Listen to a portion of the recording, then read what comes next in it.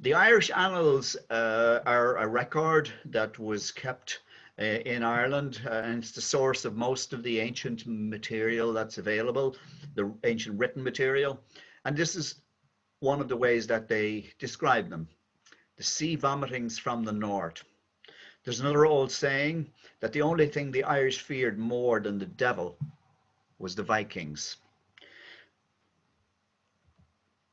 So tonight, I'm going to try to give you a sense of what it was like for the people of Ireland during those years, and also to try to give you some understanding why the Vikings behaved in the way that they did.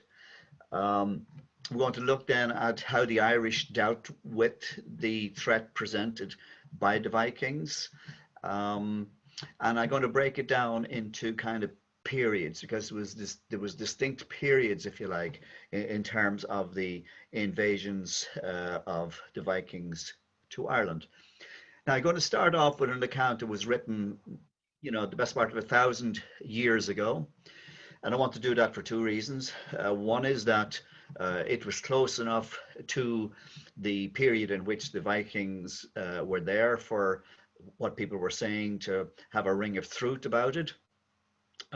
The other thing is what I'm going to go through here in a moment in the next few slides is a translation from the Irish. And what I'd like you to understand is, the Gaelic language would be one of the, if you like, the finest languages in the world. It was, some people call it a language of romance, like Spanish and some other languages in the world. Um, and also you'll see from the way it's written how well versed people were, how literate people were at that time. So this next few slides is going to summarize what the experience was. And it's largely the negative side of it. Some people may try to look at the positive side, like the fact that we ended up with some big towns and some skills that we didn't have before. But I'm not going to focus upon that. I want to look at how this affected the life of the people in Ireland. So I'll read this for you because it's, as I said, it's very lyrical, and it's very well said. So, in short, until the sand of the sea or the grass of the field or the stars of heaven are counted, it will not be easy to recount or to enumerate or to relate what the Irish all, without distinction, suffered from them, whether men or women, boys or girls, laics or clerics, freemen or serfs, old or young, indignity, outrage, injury, and oppression. In a word, they killed the kings and the chieftains, the heirs to the crown, and the royal princes of Erin. They killed the brave and the valiant, and the stout knights, champions and soldiers and young lords, and the greater part of the heroes and warriors of the entire Irish. And they brought them under tribute and servitude. They reduced them to bondage and slavery. Many were the blooming, lively women, and the modest, mild, comely maidens, and the pleasant, noble, stately, blue-eyed young women, and the gentle, well-brought-up youths, and the intelligent, valiant champions, whom they carried off into oppression and bondage over the broad, green sea. Alas, many and frequent were the bright and brilliant eyes that were suffused with tears and dimmed with grief and despair at the separation of son from father, daughter from mother, brother from brother, and relatives from their race and from their tribe. So that was written in a very famous book, which recounts the battles fought between the Irish and the Vikings, and it was written in the 12th century. So now let's just have a look at what we mean by Vikings.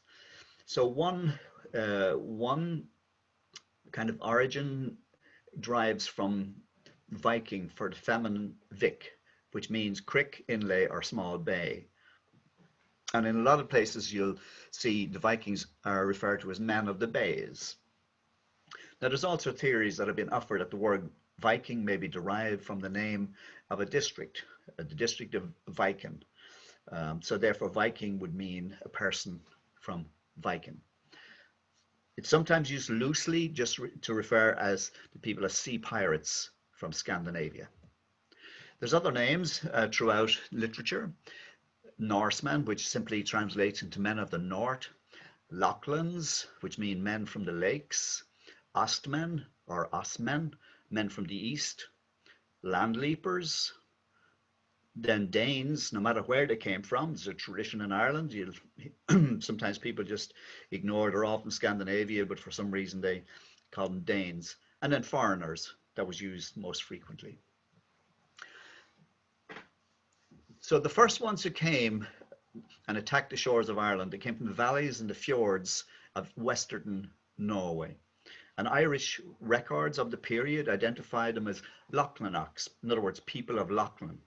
And Rogaland is the area and the country around, if you've ever been over there, the Stavr Fjord in southwestern Norway.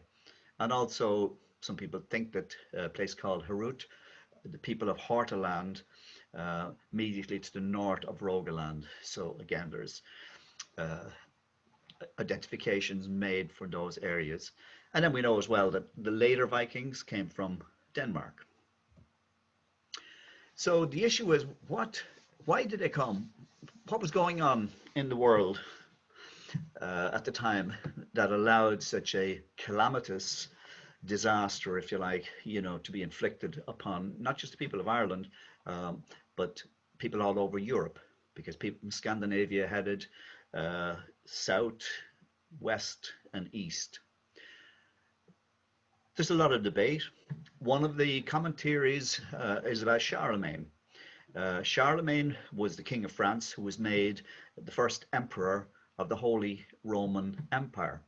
The reason for that was that the Pope in Rome wanted an army, and he did a deal with the king of France, which granted him access to a lot of land in return for military support. And he then was given the task to use his military might to enforce Christianity on those people in Europe who weren't at this stage, because Charlemagne, we're talking around the year 800.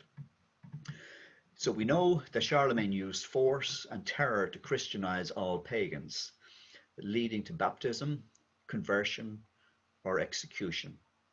And as a result of that, the Vikings and many other pagan peoples resisted and took and wanted revenge for what had happened to them.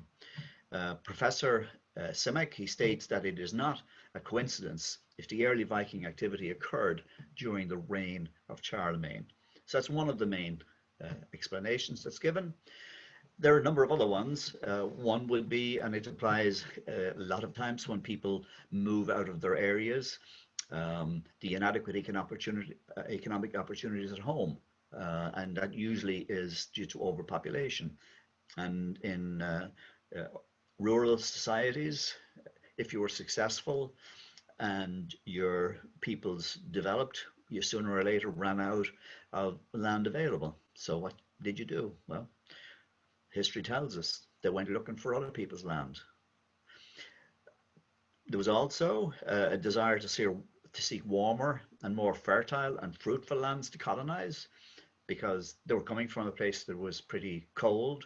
The land was pretty difficult to work, wasn't very fertile, although they did quite well, but still they were looking for better land.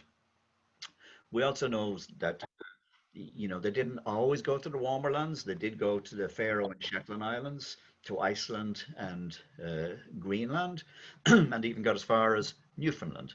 And in fact, one of the most, I suppose, spectacular marketing exercises was in getting people to what we now know as Greenland. It wasn't green, it was a frozen area. But somebody dreamed up the idea, how are we going to get people to ever come here? So came up with the idea, let's generate this picture of it being a green land, because people are looking for a green land where they can set up and farm. And that's really how it got its name. Iceland obviously makes a lot of sense, but a lot of people wouldn't want to go to a place that was bigger and colder. Um, there were other things as well. There were events going on in the world that had led to the disappearance of the Pictish fleets from the northern waters. For a long time, the western coast of Europe was controlled by ships from places like Scotland and along the western coast of Europe. Now, the Frisians were one of the groups on the western coast, and they were destroyed by Charlemagne in his, in their work, and that essentially then gave the freedom of the seas to the Vikings. We also know that even before this period, people from Norway and other countries would have ventured peacefully to Ireland in search of land on which to settle. There's a long history of people arriving peacefully to Ireland going back to the 4th and 5th centuries. So in 795, the first inkling came as a result of a raid in Ireland on Lambay Island off of Dublin. The same year, they raided monasteries at Inishmurray in County Donegal and Inishbofin in Galway.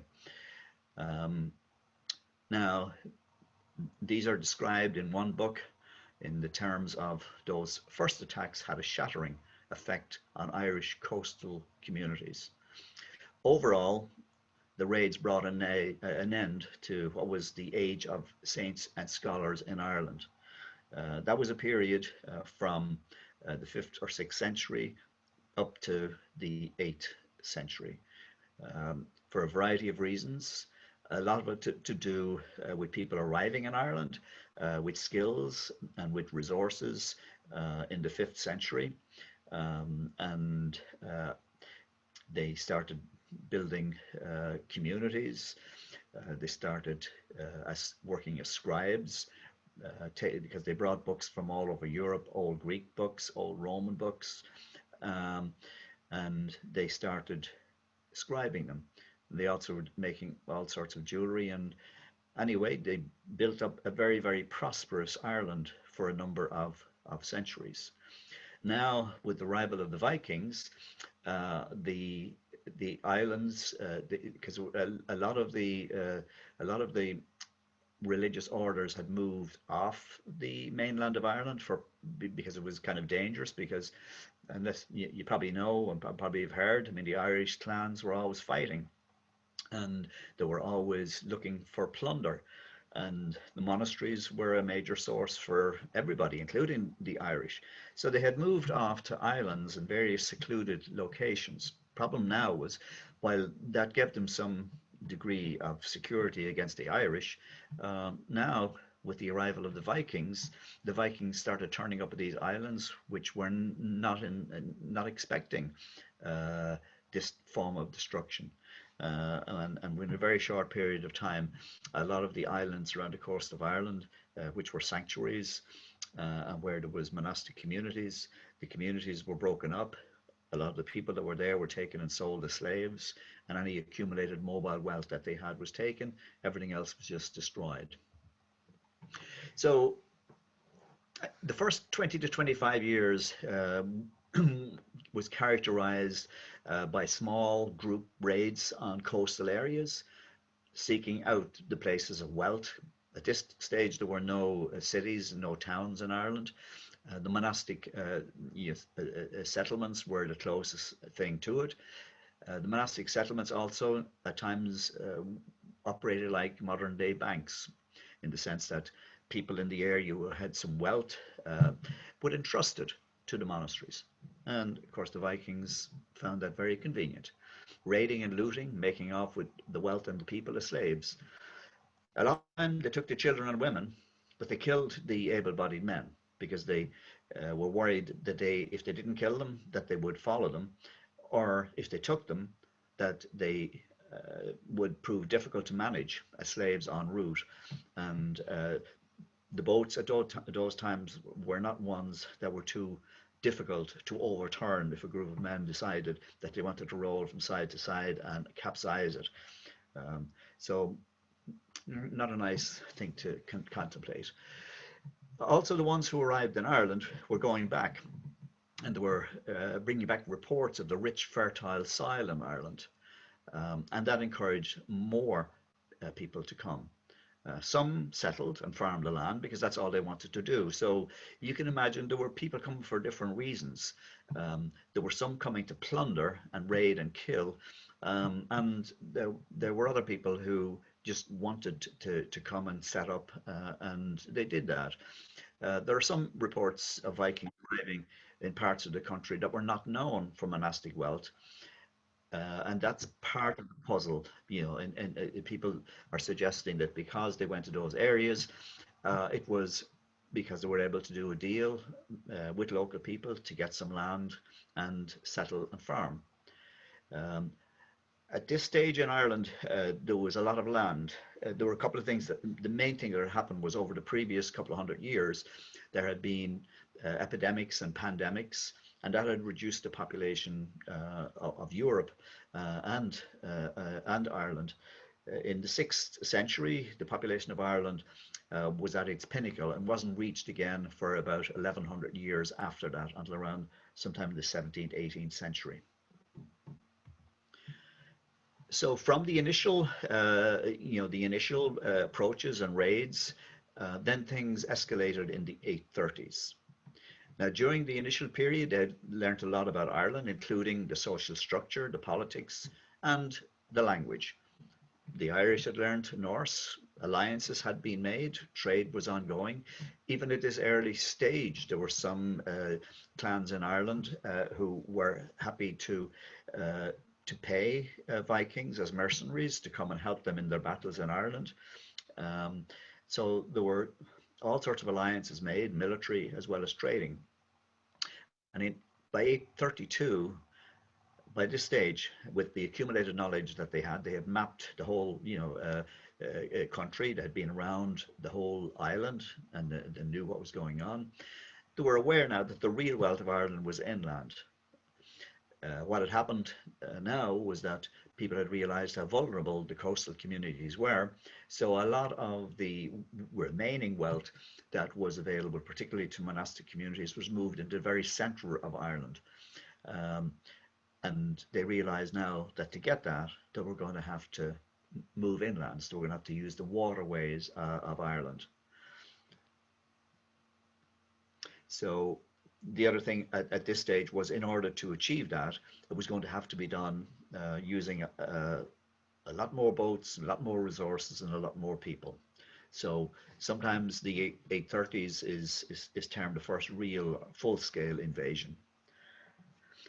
Unfortunately, in Ireland, the Irish were at the height of a war between the two main kings in Ireland, essentially the King of the North and the King of the South. And the Vikings, understanding and realizing this, chose this time to launch their deadliest attacks, because they felt that the Irish were so concerned and spending time killing themselves that they had free rein. So in 836, they struck inland from Galway on the lands of Connacht. They took control of the centre of Ireland through the lakes on the Shannon. They came up the Shannon. In 837, they devastated the northwest, coming in from Donegal Bay. In the same year, 120 ships arrived in Dublin. A lot of these ships would carry between 50 and 80 people, so that was quite a number of people. Then in 839, another fleet attacked Ulster, taking control of Lough Neagh, which is the largest island in Ireland, and they headed south to Armagh. Armagh was set up by St. Patrick. Armagh was the central and the primary place in Ireland for the church. The leader was a guy called Turgesius, and you'll see all sorts of spellings for him if you're reading different books. Now, he was a Viking chief active in Ireland. His ambition was to establish a great pagan empire and to make himself Lord of Ireland. And he was doing that to, if you like, copy what his countrymen had already done in places like England and in Normandy. There's actually today an island called after him, Turgesius Island. Now he he did his depredations, but it didn't do him any good in the end. In 845, he, along with all of his, I think it was around 19 of his core military officers, were killed in a clever operation carried out by the King of Mede, Malachy, or Mael Shachnal. What happened was Turgesius wanted the daughter of the king, and his approaches to the king had been disrespectful. He figured he didn't need to offer the king anything. He was basically telling him, I want your daughter, and that's it. You know, there's nothing you can do about it, that kind of. So Malachy was cute, and he organized a Trojan horse operation in which his forces wiped out all the main Viking military commanders in Ireland. And what he did was he knew his history. He knew that about I think it was around see at this stage it would have been about 500 years before there had been an attack on the High King, uh, and he kind of copied what happened then. What he did was he said, "Okay, you want my daughter? That's great. And what I'm going to do is I'm going to offer you I'm going to offer all of your military commanders the best of the young women in my territory." Um, so some event was set up and they were all to meet.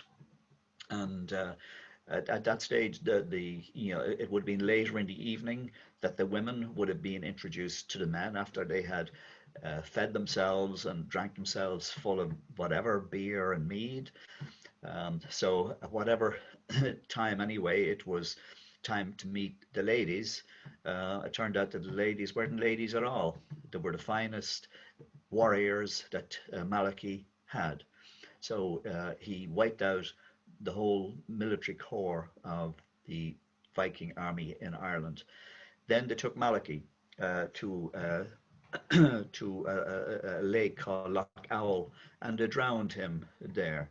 Some people say the reason they did that was because there was an honourable tradition where you never spilt royal blood. So some say that the reason was that they didn't want to uh, execute him, um, that they wanted to kill him in a way that there was no blood. Anyway, after the death, then at this stage, Malachy had come out victorious in the wars that was going on, so he escalated the war then against the Vikings, and there were major battles then. At this stage, the Vikings began to abandon their settlements. They moved up the Shannon and they fought their way along the rivers and lakes to the Sligo coast, where a fleet of Viking ships had assembled to carry them away to safety. In 848, Malachy, the same Malachy, he routed the Vikings in a battle at a place called Screen. Then Charles, or Carvel, who was the king of a group in the Midlands of Ireland, he turned on Dublin and he defeated the Viking settlement at Dublin. So the death of Turgesius was it signaled a shift, and the Irish were able to go on the offensive. So the fact that the place was getting very difficult, combined with the growing awareness of what would be considered easier pickings in Francia, which became France later, persuaded many of the Vikings to head for Europe. But at the same time, a lot of Vikings still remained in Ireland. And in 848, there were numerous battles in which at least 2,500 Vikings were killed. And things were at the point now where an Irish mission in 848 to Europe's Holy Roman Emperor Charles the Bald, who was Charlemagne's grandson, they boasted that their Viking problem was under control. Um, in their speech, they said the Irish had defeated and expelled the Norse. But unfortunately, that was a bit presumptuous. So the next phase then of Viking occupation occurred a few years later, in 851. And these are quotes from the annals which were recorded in Ireland. We're talking about 500 to 1,000 years ago. So it says, the arrival of a great Danish fleet. This was the first that we have of the Danes arriving, probably from England, that landed and captured Dublin, while their leader defeated the Norwegians in a great battle. It's been suggested by some writers that the Danes were actually hired by the Irish as mercenaries to come and destroy Norwegian power in Ireland. One book, in fact, writes that the Norse were heavily defeated by an alliance of Celts and Danes. In 852, a large fleet then, because the Norwegians weren't going to give up on Ireland or on Dublin in particular, so a large fleet, 160 ships, probably about 10,000 men, arrived to retake Dublin. And the annals record that the battle lasted 3 days and 3 nights before the Norwegians were finally beaten off, survivors abandoning their ships to flee inland, where no doubt they created more trouble for the Irish people inland. Now, due to the colour of their battle dresses, because this is how we know the difference between the Danes and the Norsemen. So due to the colour of the battle dress, the Danes were known as the Black Gentiles or foreigners, and the Norse were known as the White Gentiles or white foreigners. There's other records around the time that are used to corroborate the story. So in Wales, at this time, it was devastated, and they are recorded in the Welsh annals. There was a Danish leader, Gormer, and he's believed to have been the one who led the Danish fleet that defeated the Norse at Carlingford Lough. So the Norwegians, did retake control. In 853, the Irish annals record the arrival of Amleb, also known as Olaf the White, who was the son of the King of Lochlin, or in other words, the son of the King of Norway, and his brother Ivar, who regained possession of Dublin. And it is said that they arrived with such overwhelming force that the Danes, Norwegians that were already there, and the local Irish kings promptly acknowledged their authority.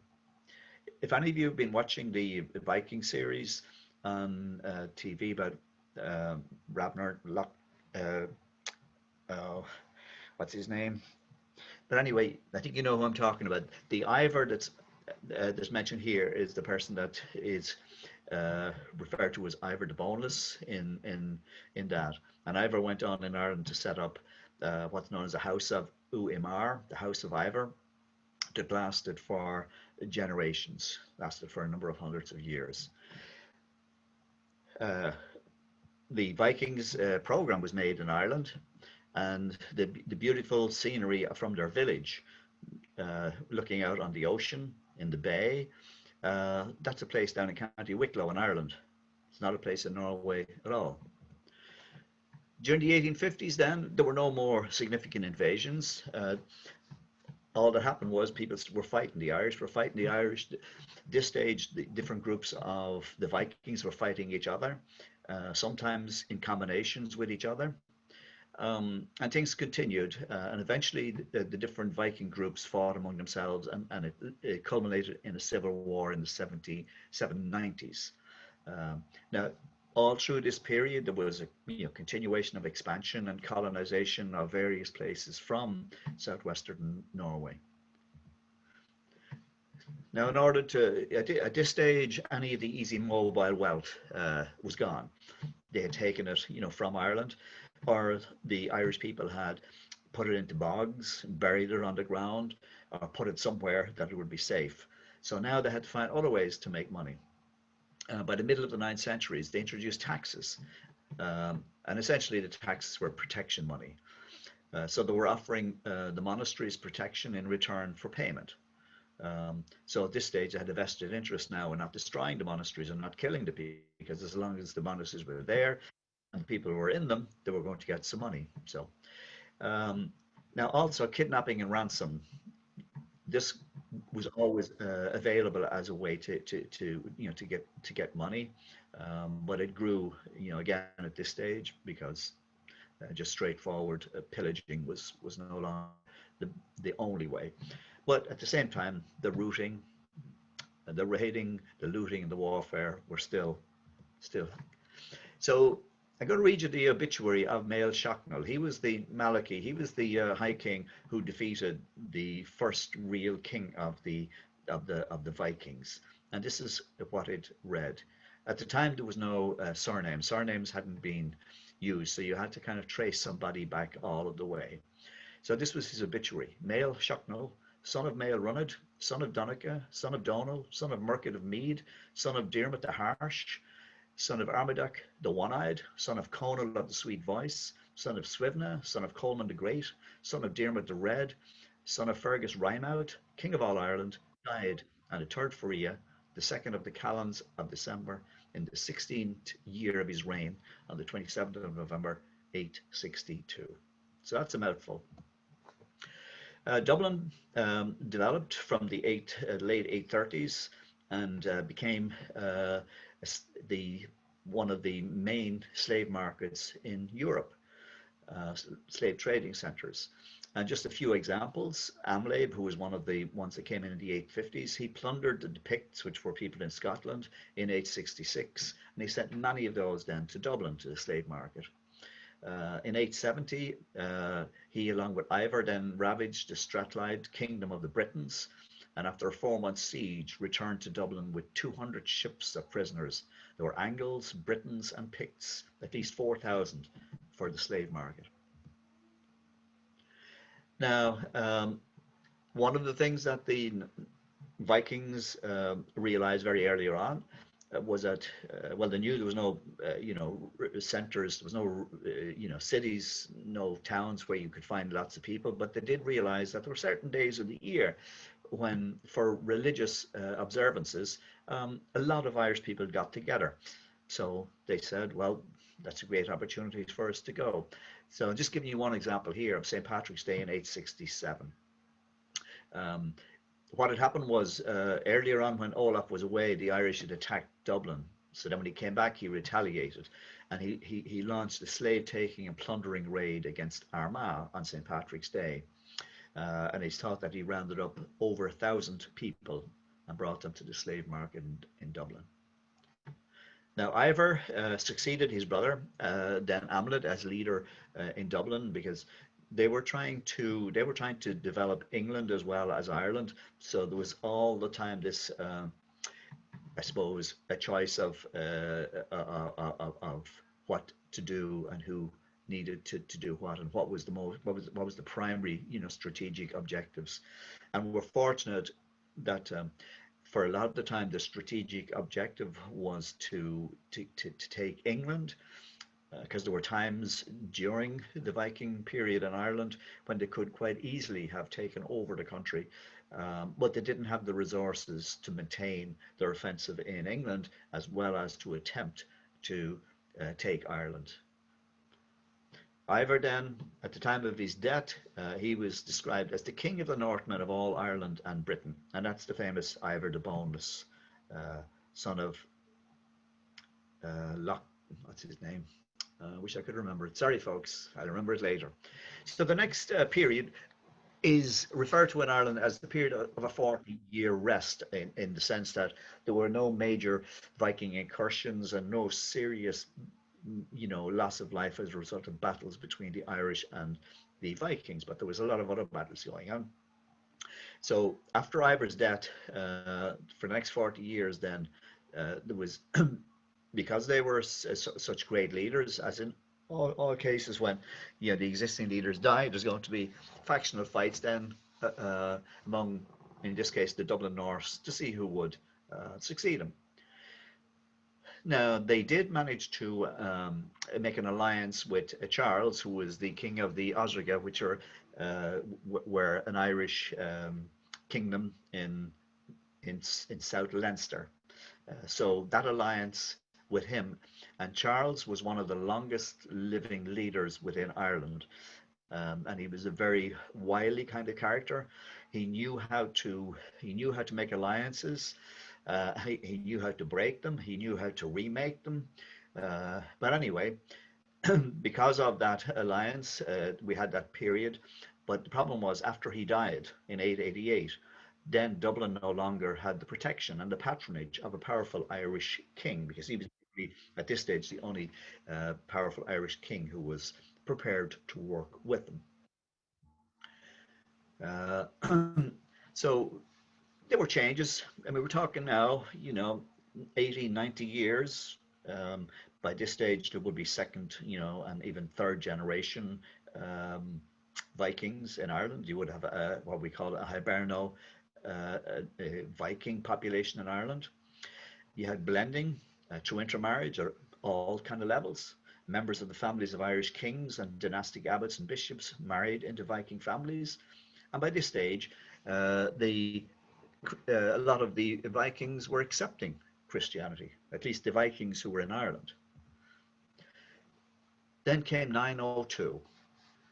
So the 40 years rest, what it did, it allowed the Irish kings to unify and to stage a recovery against the Vikings. Um, the civil war among the Vikings had also helped in those efforts. And in 902, the Irish then took Dublin. They were led by the King of Leinster, and at this stage, many Vikings were expelled. And this may be related to the major, because we have recordings from England of major settlements being set up, and the annals over there in England tell us that it happened on a scale amounting to an invasion. So that gives you some idea of the scattering effects uh, that the takeover by the Irish of Dublin had. It was also at this stage that a huge number of people from Dublin ended up in Iceland. So the fall of Dublin, then it sent shockwaves um, across the sea, if you like, and then the power base that Dublin had was dispersed then in new colonies all over the Irish Sea. The Norse and Norse Gaelic settlements in Cumbria, um, because what happened was when they moved in, the Anglican people that were there, the Angles, had to flee in the face of the flood, and that it dates from the period 902 to 9014. And the records on that are things like place names, burial sites. Um, there's a whole load of local evidence of the shockwave affecting England. Now, at that stage, that should have been it. That should have seen the end of the Vikings, but it didn't. And one of the reasons was uh, the Irish then went back to fighting for control of Ireland, taking their eye off the ball, as we might say. So that in 908, then the little battles that had been starting became it came to a head. So in 908, the King of Tara uh,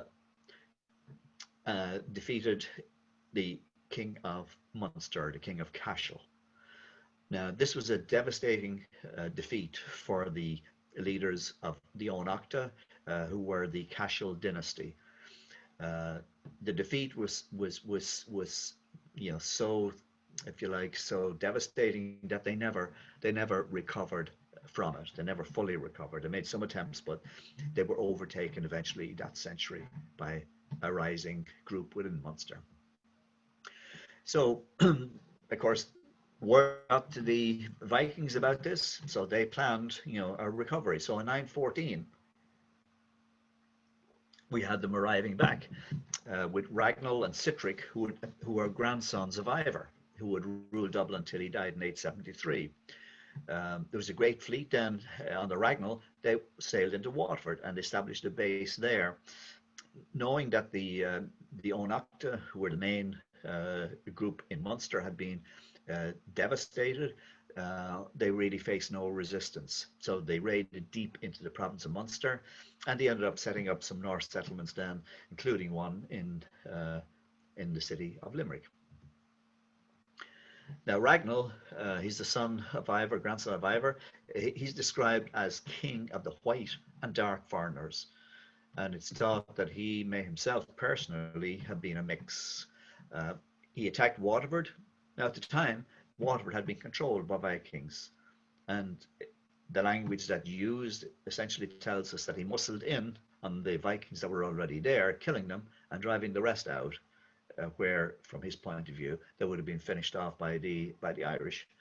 So the pattern there essentially is that there was no respect shown, even in because the towns and cities were developed and controlled by Vikings, But incoming Vikings had no respect for that. They would come in and they would fight and take it from their countrymen, if you like. Although at this stage, they would be coming in and seeing people who probably at this stage no longer spoke much Norwegian because they would have been speaking Irish and they would probably have looked very Irish, but they were, second, third generation Norwegian. So the Vikings then, they plundered all over. Became a huge menace. The chronicles at the time then describe, and this is the way it's written, it says immense floods and countless sea vomitings of ships and boats and fleets, so that there was not a harbour, nor a land port, nor a dune, nor a fastness in all Munster without floods of Danes and pirates. So that just gives you an idea of how bad the situation was assessed. Now, from Waterford, then, because they moved into the south, because, as I said, the weaknesses of the Munster Irish. So, from Waterford, then they asserted Norse power. Sihtric successfully reoccupied and refortified Dublin after the 15-year hiatus from 902, and then Ragnall had to return to Britain. He needed to go and reassert his authority on the Danish colony there. So what did the Irish do? Well, they decided we need to put a stop to this. So the High King at the time, Niall Glundubh, he is one of the most famous kings, and he's the one that the surname O'Neill is credited with having originated from. The dynasty of the O'Neills comes from a period 700 years or so before that, Niall of the Nine Hostages. But the actual surname, the people that are called O'Neills today, they trace their origin back to Niall Glundubh. So he was the High King, and he got his forces together in an all-out attempt to defeat them. But for a variety of reasons, his forces were decimated. He was killed along with 12 other chieftains. The battle, some places it's called the Battle of Island Bridge, other people located a few miles further out, but it was in 14th of September 999. The effect of it was that the core of the resistance movement lost their lives. That now left Sihtric, the undisputed leader of the Norse in Ireland. So the disaster was such that it's likely that Sihtric, he could have taken the whole country, but because they were so preoccupied with developing, ensuring control of their trading empire around the Irish Sea, they weren't able to take advantage of that opportunity. So it took until around 950, there were 30 years or so for the Irish resistance to regrow. By this time then, in the southern part of Ireland, the Dalgash, who were another group in Munster, were vying for the leadership. Now, the leader of the Dalgash, Kennetic, which translates into Kennedy, and it's from these group that the surname Kennedy comes from. And he had two sons, MacGammon and Brian Boru, the famous Brian Boru. Between the three of them, they did lead the resistance that eventually defeated the Vikings once and for all. Now, it was the Viking domination of Munster that created the issue, because somebody had to respond to them. Also, the problem for the Dalgash was that they had, their area came under attack, and they were forced into an even smaller area. So at this stage, they didn't believe that there was anybody other than themselves who could take on the Vikings, that the Oenachta were so weakened that they weren't able to do it. So the plan anyway was, because the first thing they had to do was to claim the kingship of Munster. To do that, they had to go to Cashel, which was where the hereditary holders of the title of the King of Munster was. So they had to go there and defeat the Oenachta, and they did that. Then they attacked the Viking stronghold of Limerick, and they were successful. They defeated Ivar, It's a different Ivar than the Ivar because a lot of people call themselves Ivar because Ivar was so significant in terms of the history of the Vikings. Um, and then there were, at this stage, there were two deposed Oenachta princes. These were Irish princes who had gone to Limerick seeking security from the Dalgash because they had been defeated in Cashel. Uh, they were forced to flee abroad. Matt Gammon then, who was now the leader of the Dalgash, he became the undisputed king of Munster. But it wasn't to last. In 976, Ivar returned and he paid an assassin to kill him. That's how Brian Boru became the king of Munster, because Brian Boru was the younger son. So the period from that day, from 976 till the death of Brian Boru in 1014, 42 years later, is often described as the period of another Irish Renaissance. At this stage, the Irish chieftains were beginning to exercise increased domination of the rich trading towns. The towns that the Vikings had built were very, very prosperous, but they were also very vulnerable. So the Vikings in those cities had to pay protection money now to the Irish. The tables were turning a little bit. Also, people who controlled the countryside were able to export and import, using the Vikings, so they traded. So there were a lot of things going on. That was particularly so in the south of Ireland. In the north of Ireland, it didn't happen because in the north of Ireland, the O'Neills had been so successful against the Vikings that there was no town or city developed. That became a problem later on because there were no real sources of income that was available from being able to control a city or to get protection money from protecting Vikings in there. At this stage also, the high degree of integration of the Norse into native Irish culture and society, that in turn increased their dependence upon Ireland. And it wasn't as if they could decide to go back. I mean, you're talking about, at this stage, by 976, 795, it's 180 years, so you're talking about people who are, 3, 4, 5 generations in. So they're not going to, get in a boat and head back to Norway. So Brian Boru, then, he's described in history as a man of considerable intellect and a great soldier. He undertook a campaign to get rid of the Vikings, initially from Munster, but the difference about him was he decided he was going to get rid of them from Ireland. At other times, for instance, the O'Neills had managed to clear them out of Ulster, but they stopped short of declaring that they were going to get them out of Ireland. And it was partly to do with the internal political and military situation. They were concerned that if they put a lot of effort into clearing them out of other people's territory, that while they were busy clearing the Vikings out, the Irish would be heading up north and clearing them out. But anyway, that's another story. So in 978, Brian, that he disposed of Ivar, the Viking ruler, and his remaining Irish allies, and he consolidated his position in Munster. And then, after 2 years then of preparation, he was ready to expand his campaign. He had a larger aim than his brother. He wanted to be the High King of all Ireland. Up to this stage, the High Kings for about 500 years had all come from the O'Neills. And in Ireland, to be a High King, there was various protocols. You had to be able to lay claim, to a bloodline, and also under law, if you didn't manage to hold onto the title or gain the title within 3 generations, well, then that effectively knocked you out of consideration from then on.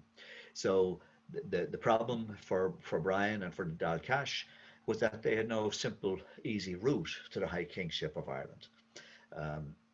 He wanted the role of High King, and because he wanted to be an active one. He wanted to unify the people of Ireland. He did not see that the ceremonial use of the High Kingship was of much use, and that had been upheld up to that time. He did then begin to look towards an even greater policy, an expansionist policy, to take over and to control other parts of the Celtic realm, Scotland and islands and whatever. His name Brian, Baru literally translates into taker of tributes, because that's what he was famous for, was forcing people to pay tribute to him. So that's how he got his name. Now remember, there was a high king, and the high king was Malachy, different Malachy to the Malachy we talked about earlier. And again, uh, for a variety of reasons, the name Malachy was used by a lot of people. Now, this time Malachy was establishing his authority in the north of the country at the time that Brian was, had consolidated his position in the south. In 980, he defeated a large Norse army at Tara, the great center, traditional center for the High King. And in the following year, then he captured Dublin from the Vikings. And when he captured Dublin, he expelled the leader of the Vikings at that time. But he didn't rid Dublin of all the Vikings. He didn't take it over. Uh, what he did was he declared it a vassal state, and he put it under the command of the exiled leader, Olaf, put it under the command of his son, Sihtric, Silkbeard, he's known as. Um, he may have thought he was being diplomatic and doing the right thing and the nice thing, but this was to have catastrophic consequences for him. So then in 997, there was a royal meeting near Clonfert. Brian, King of Munster now, he met then with Mael Shocknall, who was the King of Ireland, and they made a truce. Brian was granted rule over the southern half of Ireland, which essentially is a line that divides, that runs from Dublin to Galway. Mael Shocknall then, or Malachy, retained the northern half and the High King. And then, as usual, in order to ensure that a truce or an agreement was held, there was an exchange of hostages. After the exchange of hostages, then they began cooperating together against the Norse of Dublin for the first time. Individually, they would have been attacking the Norse, but this was the first time that they were unified. Now, probably the most important battle was in 998. Now, at this stage in Leinster, the Leinstermen were under a king called Mael Murda. He was historically hostile to domination by either the O'Neills in the north or the people from Munster. So what he did was he allied himself with the north of Dublin, and he revolted against Brian Boru. So the famous battle it's called the Battle of Glen Mama. And this one is the one that's actually seen to have been the most decisive battle, but we don't hear that much about it, because we hear the one we hear is the Battle of Clontarf that I'll be coming to later on. So in this battle in 999, the combined forces of the kingdoms of Munster and Meath, under Brian Boru and Malachy, they inflicted a crushing defeat on the allied armies of the province of Leinster, along with the Vikings from Dublin. Dublin then was occupied by Brian and his Munster army, and plundered after the battle. He expelled Sihtric, the king of the Norse Dublin, who headed off to find refuge, but couldn't find anyone to take him in, and he returned. He gave hostages to Brian, and he had to swear allegiance to Brian as a result. Now, as I said, Brian had a vision for Ireland that could only be achieved by becoming High King. So he had to do that. So he challenged the High King Malachy to a battle at Tara to decide who would be High King. Malachy accepted, but his northern kings, which he couldn't do battle out, refused to back him. So he was forced to concede. So it was essentially a kind of a coup d'etat. And then over a number of years, then Brian became in control of the whole country and got accepted by a lot, not everybody. This was always the problem. Yeah, king, but not everybody was going to accept you. There was only a few high kings in Irish history that could say they were actually, accepted by most of the other leaders, the local and provincial leaders. In 1005, he toured the north, and on the way he visited Armagh, and he distributed gold to the church, and he formally signalled his endorsement of Armagh's Archbishop as head of the Irish Church. There was always this ongoing issue about whether Armagh or Cashel should be the place where, if you like, the church should have its headquarters. Armagh was always able to use the fact that it was set up by St. Patrick to establish its aim to be the most prominent. Um, and at this stage, Brian, who now is High King, who could claim that his headquarters was Cashel, but by accepting that Armagh, by endorsing Armagh, that kind of ended that claim. He proclaimed himself Emperor of the Irish because he had to sign in the book, and in the book that's there, you can see it. He signed himself in as Emperor of the Irish. Now, as I said, his supremacy was accepted but widely resented, particularly by the Leinster kings, because he was considered to be a usurper, because he had essentially forced the High King, to accept him as High King in a kind of a coup d'état. And also, he didn't have the requisite bloodline, if you like. But for a lot of people, he was viewed as the greatest of all Irish kings. He was a devout Christian, and he began repairing the damage inflicted on churches and monasteries by the Vikings. He tracked down ancient manuscripts and had them restored to their original owners. He started road building and other construction projects. He opened up a new period of education. He sent people off to bring books to Ireland. And in that, Malachy supported him. So all those civic efforts, as I said, Malachy was happy to support him in. But the kings weren't happy. And what they did was they set about making an ally of Sitric, who was the Viking king of Dublin. And then Malachy joined forces with Brian to face that threat. The first thing they did was they decided to blockade Dublin and try to force the Dubliners and the Leinster king to surrender. Now, on the other side, then realizing that they could not defeat the combined forces of Brian and the High King, the king of Leinster, Mael Murda, he persuaded Sitric, who was the Viking king of Dublin, to seek help from Vikings outside the country. So the Dublin-Leinster alliance, then they offered Sigurd, who was king of the Orkneys and the most important leader internationally among the Vikings at the time, they offered him the kingship of Ireland if he came and fought, and they won. And then they offered other mercenaries enlisted from as far away as Iceland and Normandy. They were promised land.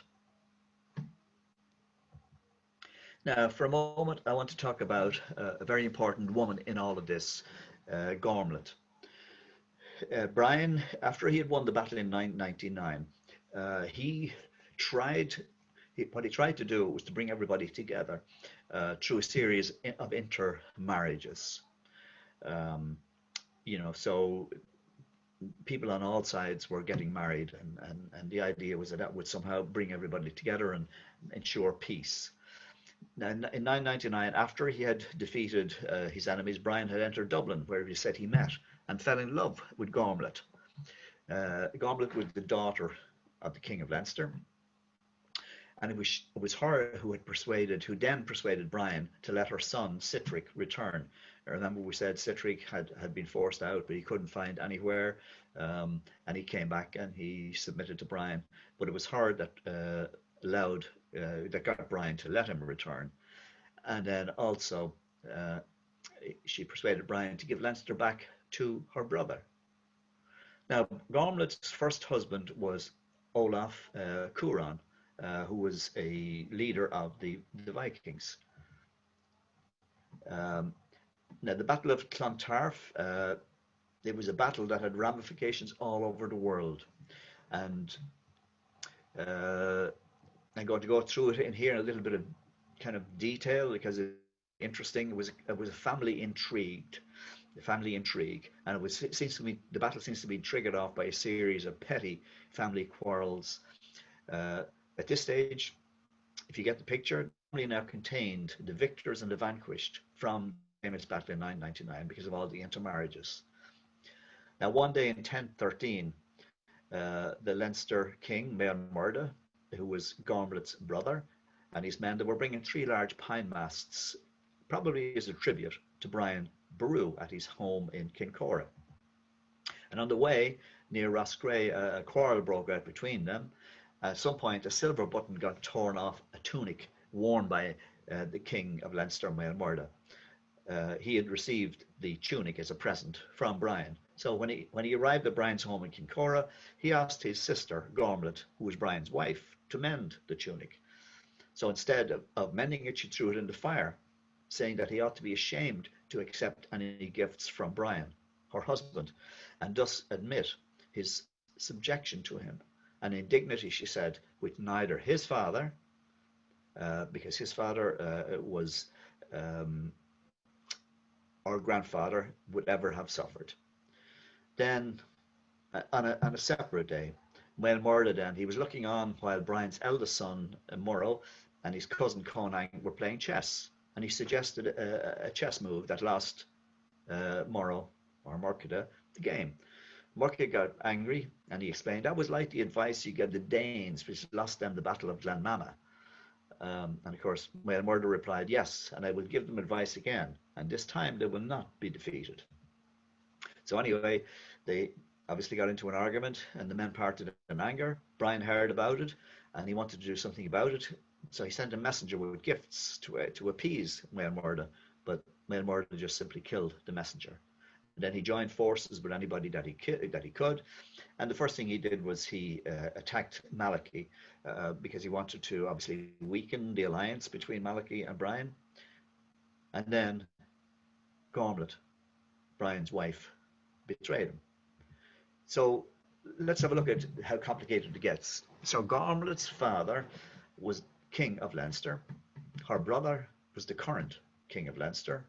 Her son was the king of the Dublin Vikings. She first married Malachy when he was High King of Ireland. She had married Olaf, the king of the Vikings.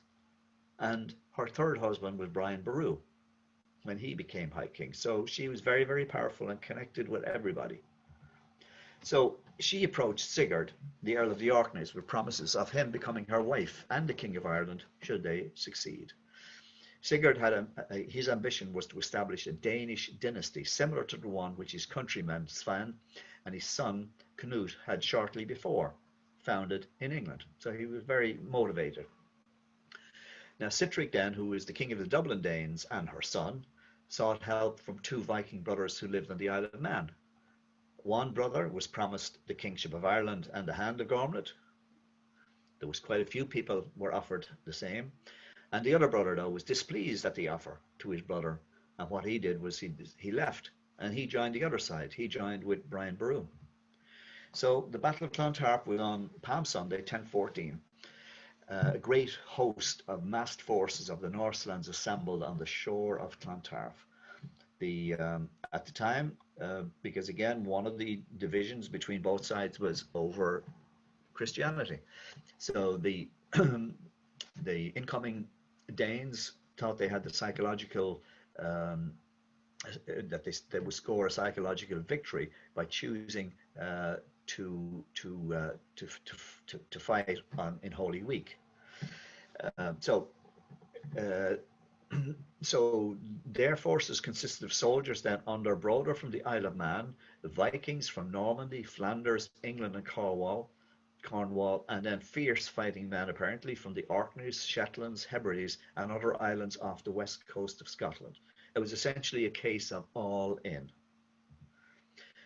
And also among them were settled Vikings from various parts of Ireland, from Dublin, Wexford, and the men, of course, from Leinster under Maelmorda. Then on the other side, if you like, Brian and Ireland were, besides his own people from Munster, he had the men of Connacht and Meath, and he had the Christianized Norsemen. He also had an auxiliary force from Scotland, but he didn't get any help at all from Ulster. The battle began at sunrise on Good Friday, and there was about 20,000 on each side. The Danes were better armed, and they had the upper hand for most of the day. But what happened was Malachy was a little bit upset with Brian over something, so he didn't turn up at the beginning of the battle, but fortunately he did turn up, and in fact it was his turning up late with fresh men that essentially allow them to win the battle. Some of the Vikings then fled towards their ships, but they didn't realize at this stage that the returning tide, which in Clontarf, the returning tide can go at a half a mile or a mile, and the returning tide had carried away their boats and prevented their escape. Great numbers of them drowned or were killed on the strand. Figures like 4,000 Irish and 7,000 Danes. Both sides lost most of their important leaders. Now, there was treachery afoot as well. During the fighting, Brian, he was 73. He was guarded in his tent near what is known today as Phoenix Park. And if you go down there today, there's a pub called the Brian Boru. News also was falsely brought to him that his son, the battle leader, was dead. Now, at this stage, in the disorder, fleeing from the battlefield, Broder, one of the main leaders of the Vikings, it's thought he was acting on information from Irish sources that identified where Brian was. He entered Brian's tent and killed him. So it was a costly victory for the Irish. They lost their king, Brian, the heir apparent, his son, and his son. It was speculated that if Brian had lived with his prestige and position, he would have founded an hereditary monarchy, that he would have successfully united clans in Ireland for the first time, and would have provided a strong bulwark against the Norman invasion, which was to come to Ireland roughly 150 years later. The Battle of Clontarf was one of the decisive battles of history. It not only warded off Danish rule from Ireland, but it altered the whole subsequent history of Ireland. Had the Danes been victorious, they would have founded in Ireland a kingdom that would have been a big step on their way to achieving their goal of a great northern empire with its centre in London. So that's all I've got for you there, folks. I do a 4-week course on it. I just finished one there a couple of months back. And if you want a copy of tonight's presentation, I'll be sending it to the library, or if you wanted, you can contact me directly. That's I don't have a web page, but that's my email address there. I'm just going to give you a little bit of information about my courses that begin in February, in about 10 days time or something. So one of them is on the history of County Derry.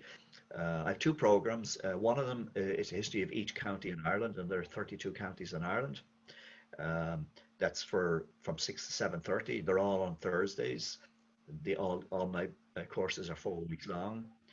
Then there's the Tudor Conquest of Ireland. It's part of the chronological history of Ireland.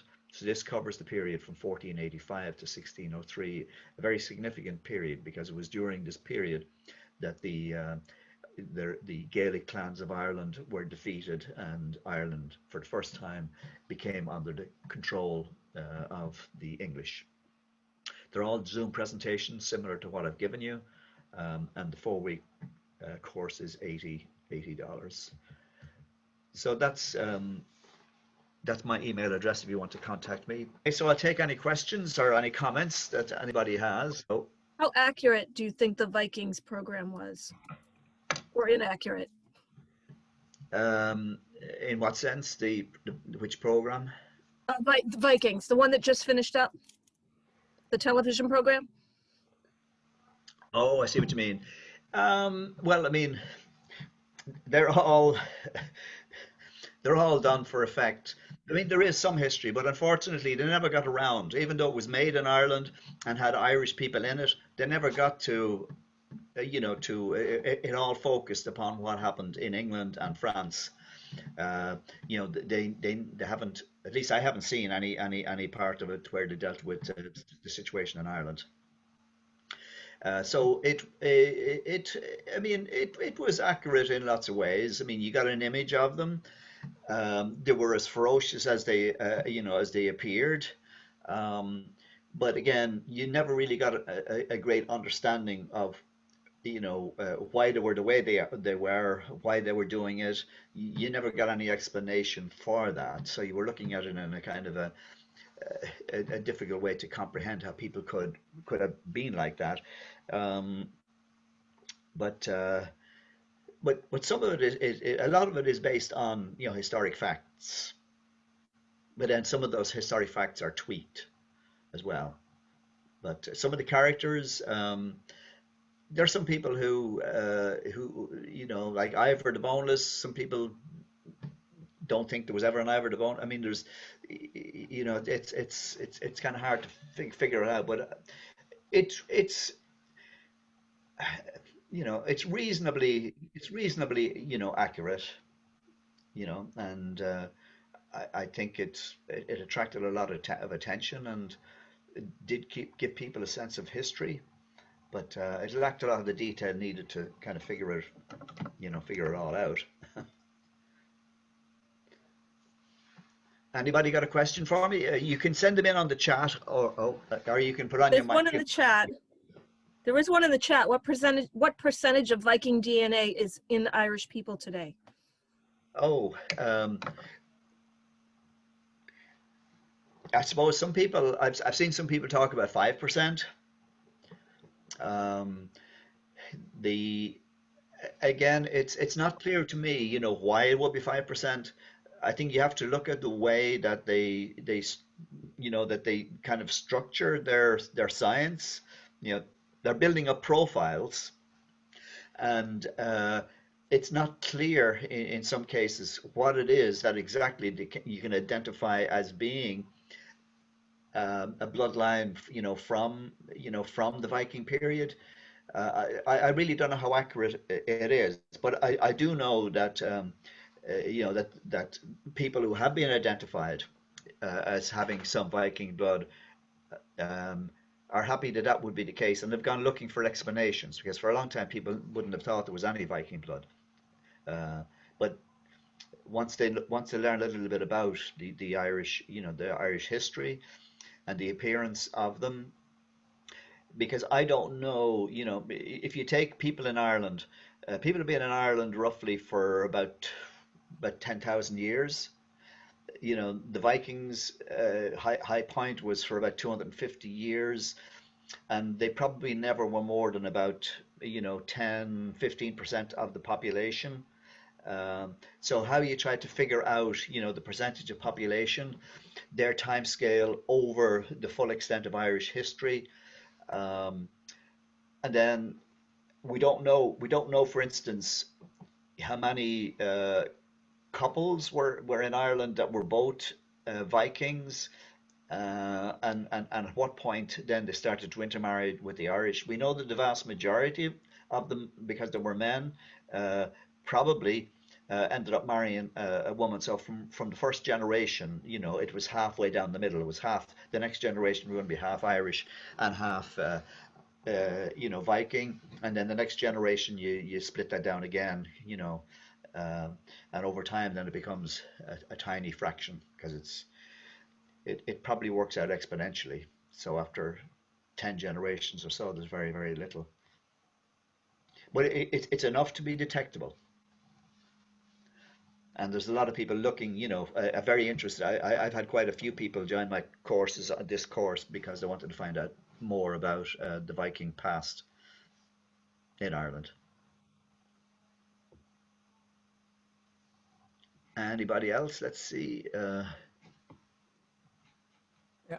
can you hear me? I have a comment. Yes, yes, Joseph. All right. There was a story, a brief article on, I think, NPR a couple of weeks ago. They're saying that the DNA of females in Iceland is traceable to the Celtics Yeah, because when the Vikings came through Ireland and Scotland, they took the women with them up to Iceland, yeah, and that the breeding began. And so 45% of the female population in Iceland right now is directly achievable to a Celtic DNA. yeah. And And the other thing as well was that in the fifth century, a lot of Irish missionaries ended up in Iceland right, because there was this kind of cult among the early Christians. That was some of them. They wanted to live in isolation as hermits. The way some of them achieved it, they would get into a boat with no oars and basically say, "I'll end up wherever it is that God wants me to end up in." and quite a number of them apparently ended up in Iceland. We know that because when the Vikings did arrive, they found communities that had originated from the fifth century in Ireland, and and then also during the Viking period, they used to have it was called there were great storytellers. So I don't know whether it was every year, every few years, but there used to be a big festival in Dublin.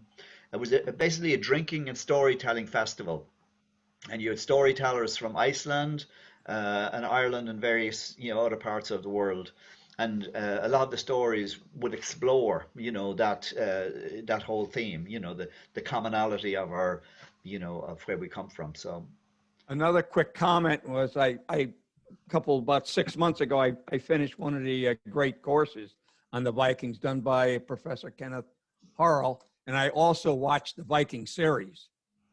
And the names and the places are true for the most part. yeah, I mean, I'm quite sure they added a little bit of glitter and stuff like that, but yeah, the names and the places are true. It's factual. yeah, yeah. No, there's quite they take some artistic license, all right, Oh yeah. yeah, no, it's yeah, it's they've done their research.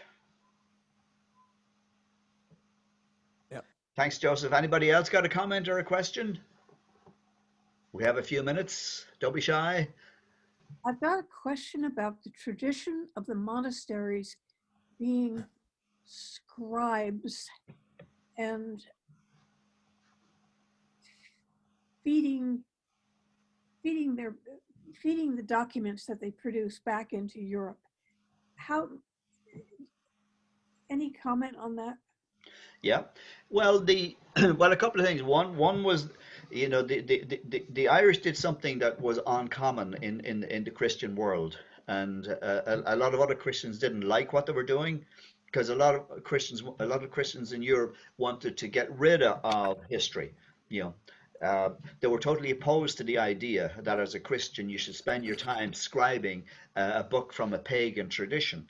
But the Irish had a different view, and they wanted the knowledge to be retained, and they did that. So now, how they got back to to Europe? Well, a lot of them got back during the Viking period, because a lot of the people who were in monasteries in Ireland, at the time, because the monasteries were destroyed and there were big learning centers. So there were some people, who would have escaped and would have brought the books with them for safekeeping. So some of them arrived that way. Some of them arrived there because there was always, people going back and forward, to Europe, and books were very important because, in what we call the Dark Ages in Europe, once the Germanic tribes had come down in the fifth century, they destroyed, every library, every personal, stock of books that people had. So there was a huge, problem. There was just no books available. So there was a big demand, and so some of them would have found their way back to Europe because of that demand. But quite a few of them, went with people who had to leave during the Viking invasions and brought stuff with them. Gotcha. Thank you.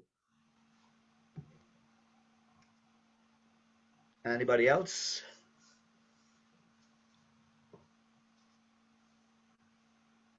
Okay, well, I'll let you go and you can have a cup of tea or whatever. And I hope to see you again.